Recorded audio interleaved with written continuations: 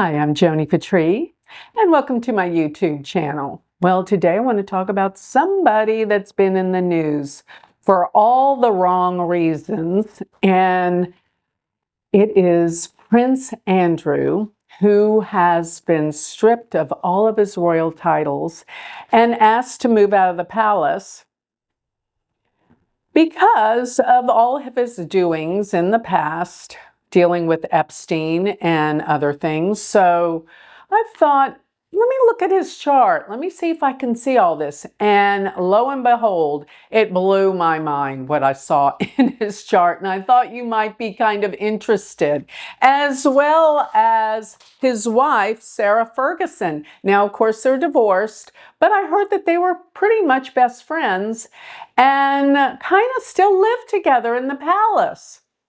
Well, she's got some stuff going on too. She was asked to move out as well. And I don't think she has any titles from all of this stuff going on. So I know they are in dire straits. They are, not very happy about what's going on. But let's look at their charts, because the charts never lie, do they? So let's go ahead. First, let's put up Prince Andrew's chart, as well as we'll look at Sarah in just a moment. But looking at Prince Andrew's chart, my goodness, there is so much to be said about his chart. Now, the first thing that I look at when I look at a chart is, what is their ascendant sign? He has a Cancer ascendant, and Cancer is ruled by the moon, so he's very sensitive, very emotional. But the thing that always pops out when I'm dealing with people that deal with corruption or secrets or difficulties is I have to look at the 8th house. The 8th house is the house that deals with corruptions and secrets. Now, it doesn't always mean that, especially I find that when benefics are in the 8th house, which the benefics, of course, are Jupiter and Venus and Mercury, these are sometimes very good in the 8th house because benefics there will bring out psychic ability and money that comes through inheritances. But when you have other planets there, such as he has his sun, this is the focal point of a chart, the sun. And looking at his sun, it sits right there in Aquarius. And it is, I cannot help but notice, the deep, dark nakshatra called Shatabishak. That nakshatra, which is in the middle portion of Aquarius, deals with the 100 healers. And many times, many times, this nakshatra is known to deal with hard to cure diseases. And when I think about hard to cure diseases, many times I think about mental diseases and addictions. It does many times. And so there it sits. But let me tell you something. The sun is actually, for the most part, the father in a chart. Let me tell you, his father was a difficult man looking at this chart and didn't support Prince Andrew very much at all. I'm seeing major difficulties around the father. And the sun in this chart rules the 2nd house. What is the 2nd house? Besides money, it deals with early childhood experiences and family.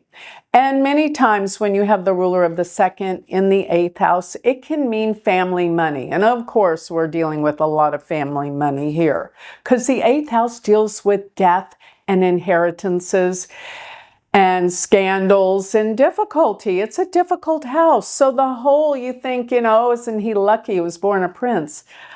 I wouldn't change with him ever looking at this chart. It's difficult. And anytime you are a royal, you're put under a microscope by the world.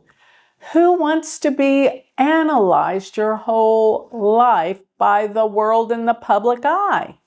But he is scrutinized. That's what you get when you are a royal. But Needless to say, when the ruler of the second house dealing with family goes to the 8th house, you have a very difficult family to deal with. Very, very difficult. I know this is true.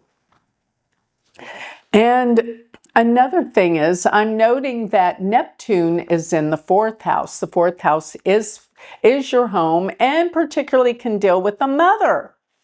There are so many secrets. Neptune deals with secrets. So many secrets in the royal family. We don't know the half of it. Trust me, with Neptune being there in the 4th house. But his moon is in Scorpio, and Scorpio can have those deep, dark connotations, even sexual. But I'll tell you something else about the 8th house in Scorpio. It is very charismatic and magnetic.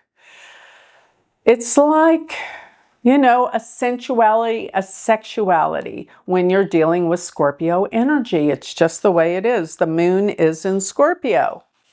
It's in his 5th house. So this can affect his daughters and how they feel about him. The 5th house is children, by the way.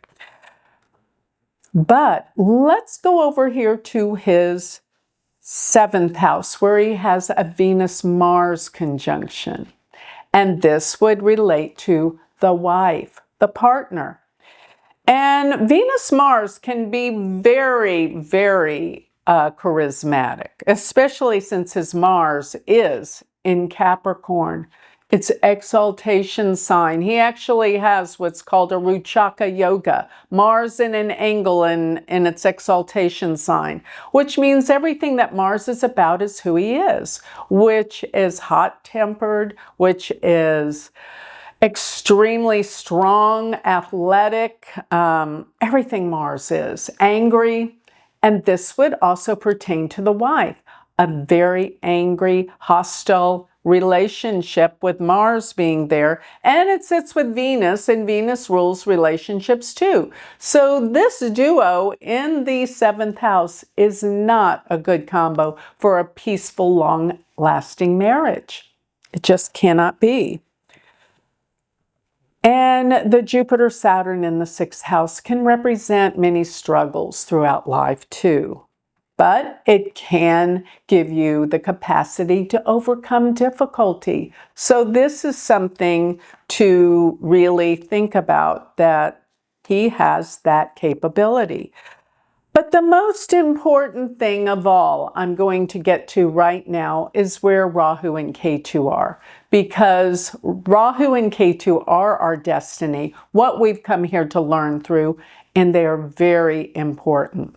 So I can't help but notice Rahu in the 3rd house. The 3rd house deals with generally siblings, and his older brother stripped him of his titles. And Mars actually represents siblings too. He's got exalted Mars. His brother became the King of England. Very powerful. But Rahu in the 3rd, generally the 3rd, it can be said to be younger siblings, but it's generally siblings all around.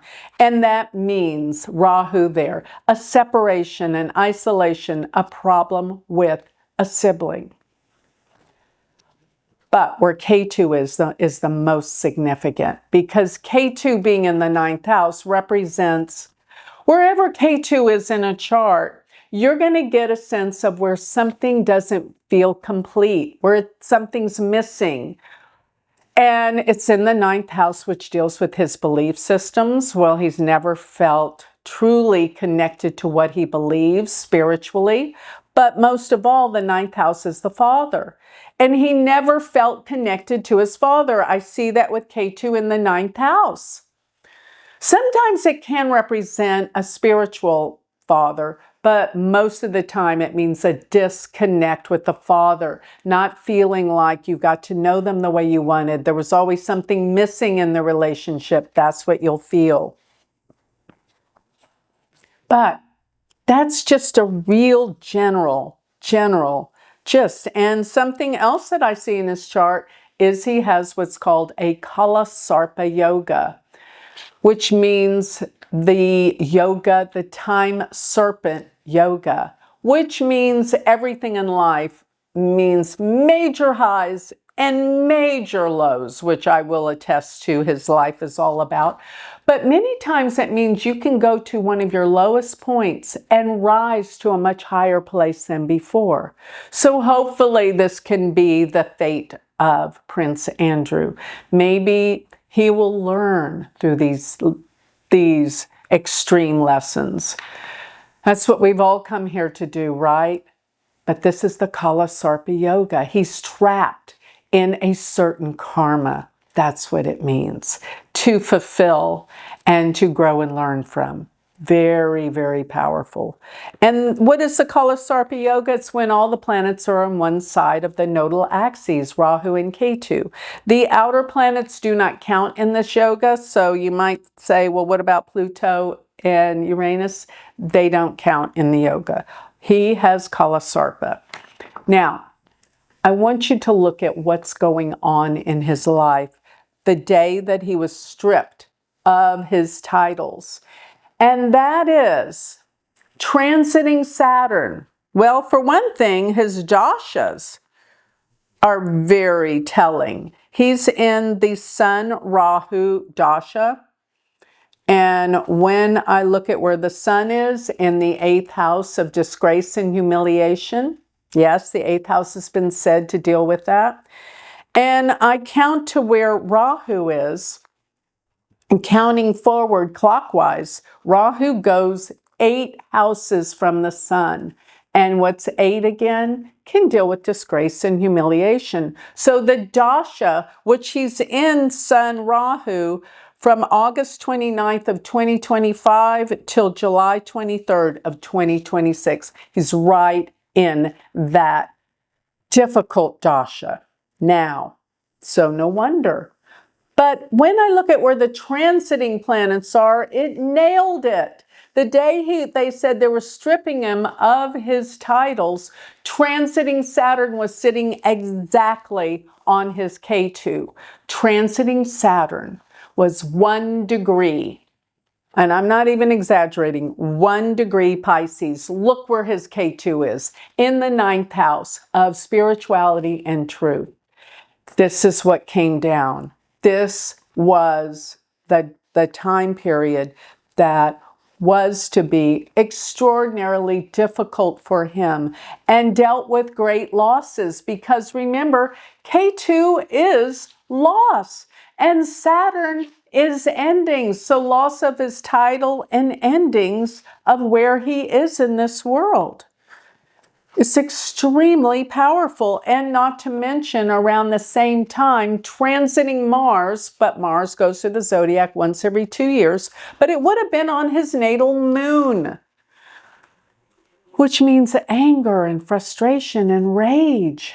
Every year, every 2 years, Mars will hit your moon, and it's not life-changing, but it is very difficult. But K2, Saturn on K2 is life-changing. Saturn takes 28 to 30 years to go through the zodiac, so it is on his K2, which is the huge transformative trigger that is going on. Furthermore, remember he is in Sun Rahu Dasha. Therefore, the transiting planets and the natal planets of your Dasha lords are more important during that time. So he's in Sun Rahu. Where do you think Rahu is in his chart? Let me show you. Plug it in. Rahu at that time was around 23 degrees, no exaggeration, 22, 23 degrees of Aquarius, right smack dab on his Mercury. Mercury is the mind. Mercury is the intellect. It's in the 8th house of disgrace and humiliation, and Rahu is on his Mercury at this time. You know what?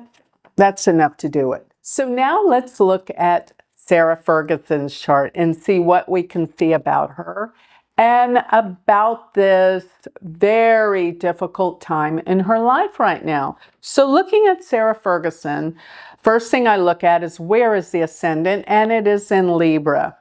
And that means Libra is Libra's about trying to find balance, trying to find peace, but in her first house, what does she have?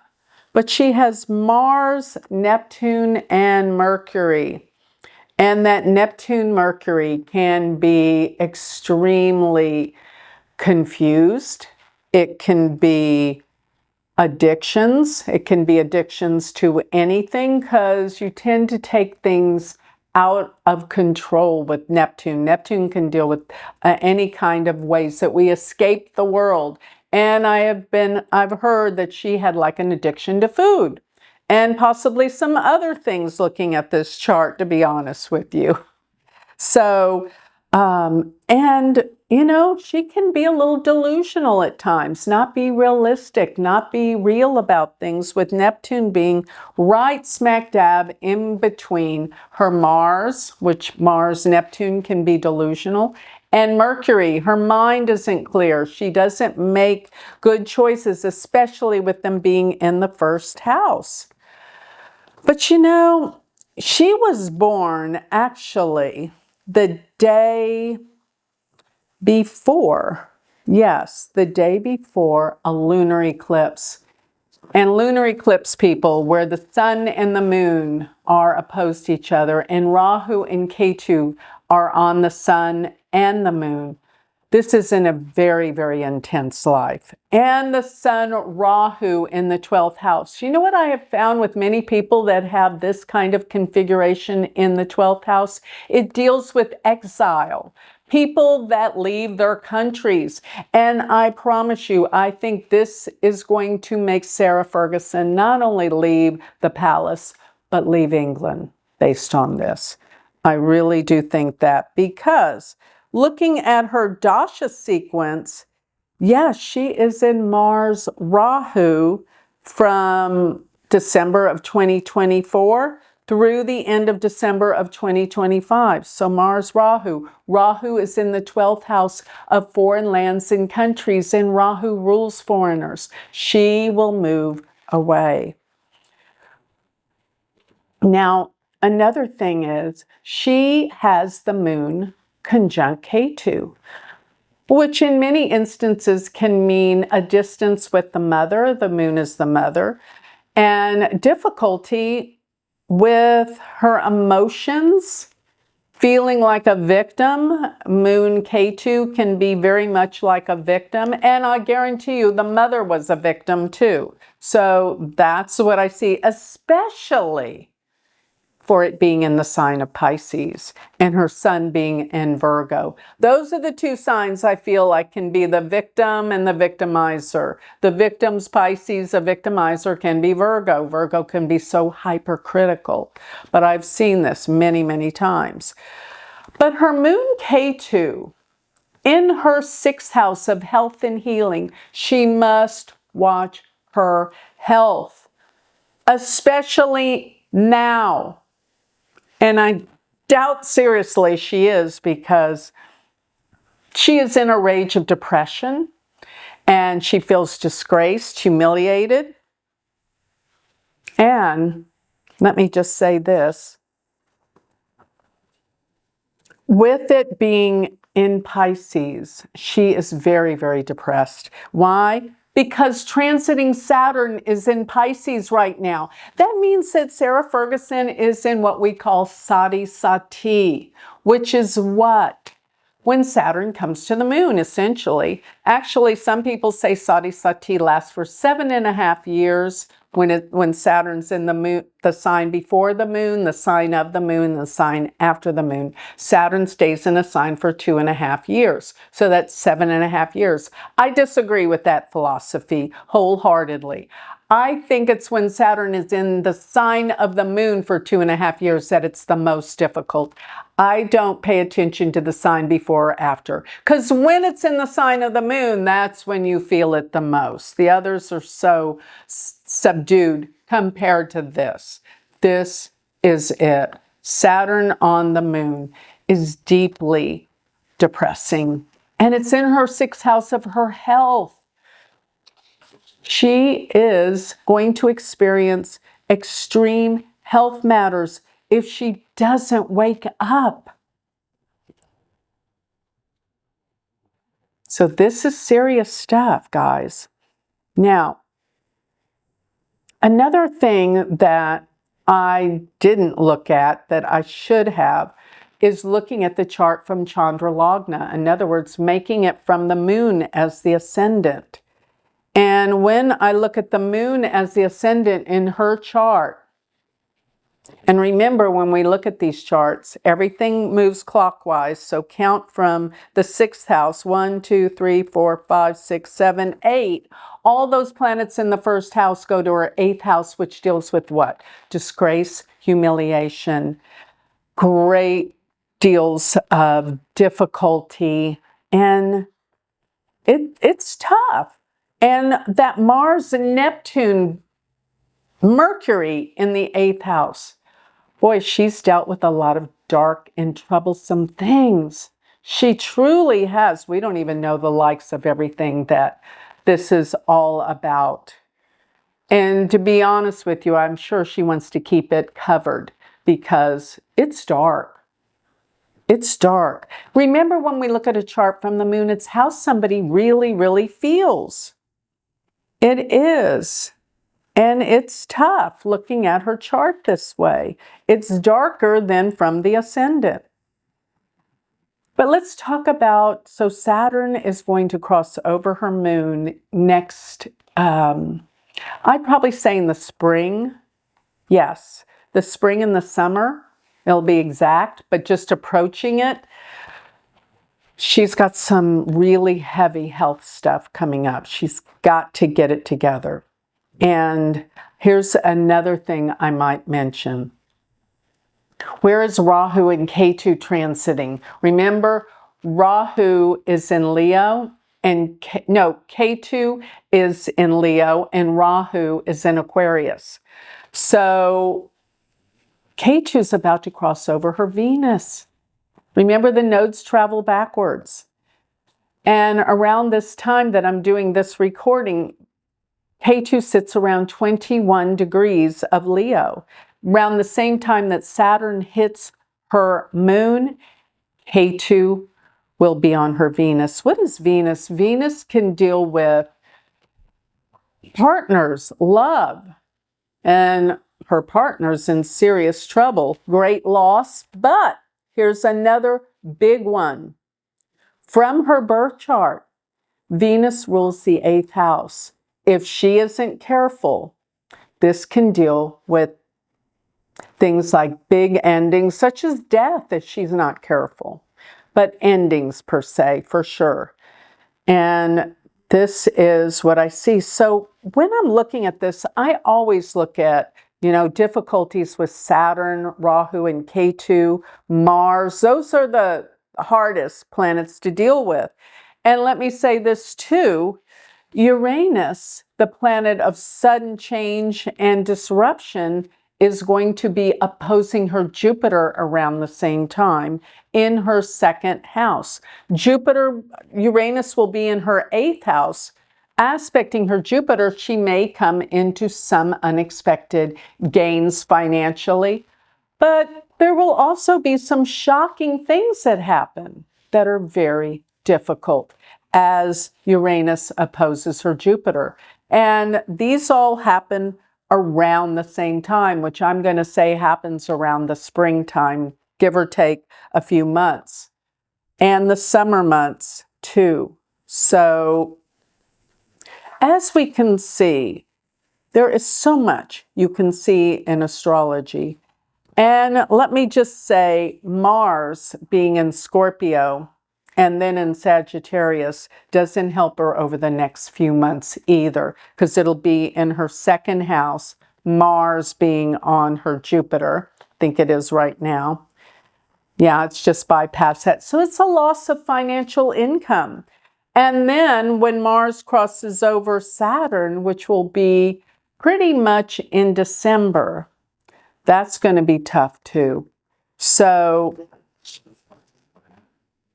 let me just say, it's not surprising that I found all of these things, but I love to validate astrology through looking at, individuals' charts because it's all here. So with all of this astrological talk, I hope that I inspired you in some way to learn more about astrology. And if you want to learn from me, become my student, you can go to my school. It's called the University of Vedic Astrology.com.